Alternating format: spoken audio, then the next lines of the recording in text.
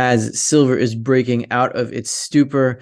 Holdings in the SLV ETF have hit a new post-silver squeeze low, meaning that the retail traders are not participating in this rally. This is the big boys. These are the big position holders, the institutional money that's moving in. Retail has yet to move in, and when they do, silver will move even higher probably.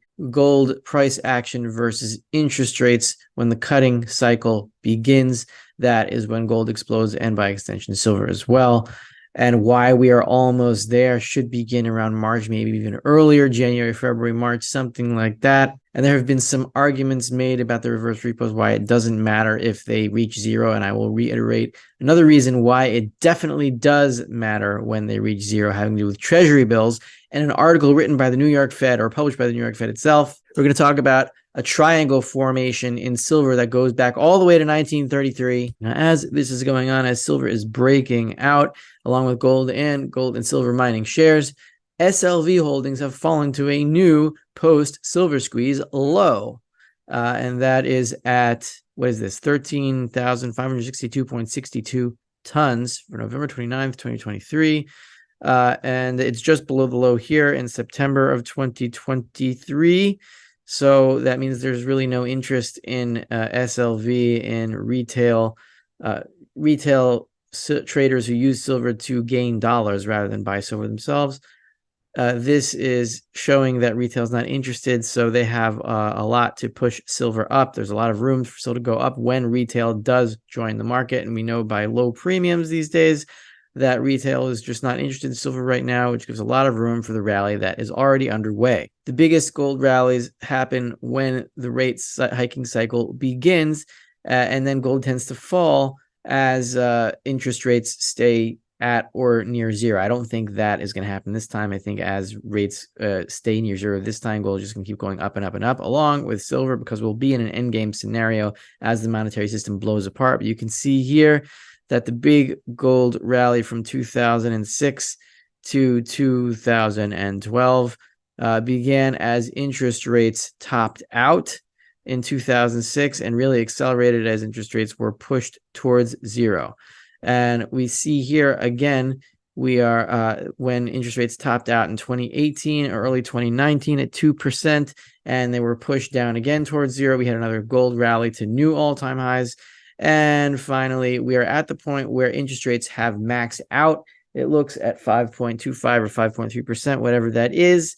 And when they start cutting, gold is going to go, it's going to go close to vertical, as we'll be in a monetary crisis, and silver will go even closer to vertical. I don't know how high it will get, but it's going to be pretty scary for dollar holders. I predict that the rates will go to zero once there is a repo crisis, when the reverse repos run out. That's, again, the money that's left over at the Fed that couldn't make it into the banking system that is now heading into it as treasuries are bought up by money market funds. And let's talk about that for a minute. There's been some argument that it doesn't matter if reverse repos run out and everything should be fine, because reverse repos used to be at zero before, what was it, 2016? They were almost always at zero, and they were at zero from 2016 or 2017, whatever it was, from 2017 to 2021, and there were no problems. So why would there be a problem now? Let's read the article on why there will be a problem this time. This is from the New York Fed by Liberty Street Economics, published on the New York Fed website. Treasury bill supply and overnight reverse repo investment. Money market funds can only invest in short-term bills or reverse repos. So they invested in reverse repos because there weren't enough short-term bills to invest in. So it says, summing up here, a shortage of T-bills reduces money market funds' investment options, pushing them to increase their investment at the ONRP facility. This happened in 2021 and 2022 when the Treasury significantly reduced its issuance of bills. The impact of the reduction in T-bill issuance was particularly significant because the size of the money market fund industry, and especially government money market funds, had increased substantially between 2015 and 2020 as a result of monetary policy tightening. So we've known for a while that the funds that are buying treasury bills that are being issued at record amounts now because the government's debt is going through the roof. Who buys treasury bills once there are no more reverse repo funds to tap from to fund those treasury bill auctions? Well, let's look at this table from SIFMA. This shows the outstanding bills, notes, bonds, tips, floating rate note, and we have the totals here. So we have, excluding intra-governmental debt, we have $26 trillion in marketable debt. So bills outstanding are 5.457 trillion, probably more now because this is only up to October 2023, whereas we're at the end of November now. Who is going to fund all these outstanding bills? It has to keep cycling through and through and through as they come to maturity, because they only mature up to 1 year, and money market funds can only invest in these or reverse repos. So what happens when there are no more reverse repos to fund all the treasury bills? Well, since we're in a tightening cycle and there aren't any extra dollars besides what's left in the reverse repo facility, we could be in a crisis at an auction, at a bill auction, that might fail once there are no more reverse repos to fund these auctions. And that is when the Fed is going to have to move in and print more money so that auctions can be fulfilled. In an environment of loose monetary policy, then banks can make loans, and with those loans, they increase the money supply, and you can bid on treasury bills with that. But now, in a tight monetary policy environment where interest rates are above 5%, and an environment where the federal government is spending like it never has before, it's got to load up those treasury bills, and there will be no money to bid on them once the RP facility runs out. So there's been a triangle building in the silver market. This is silver futures since 2020, since the low of March 2020, capped off by silver squeeze here in February 2021 at $30. That's the upper end of the triangle. This is the lower end during the March 2020 lows, and it has been closing in and narrowing since then, and we are at right near an apex right now.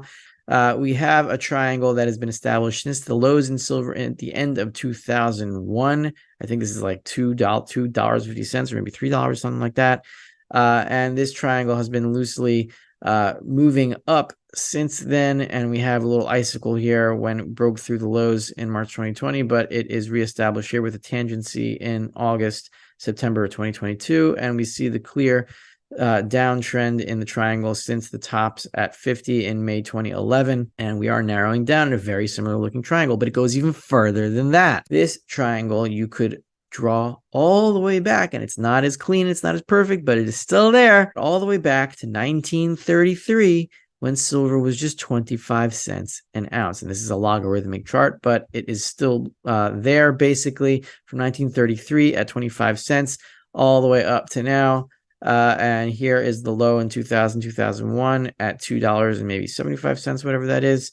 And we see here the downtrend established and 2011 highs at 50 and moving down to where we are now. So this is a massive triangle that is arguably 90 years in the making. And when it breaks out, it's going to break out spectacularly. And that is going to be when the rate cutting cycle begins at the next monetary crisis, when the reverse repos run out. This is my theory, and I could be wrong about it all.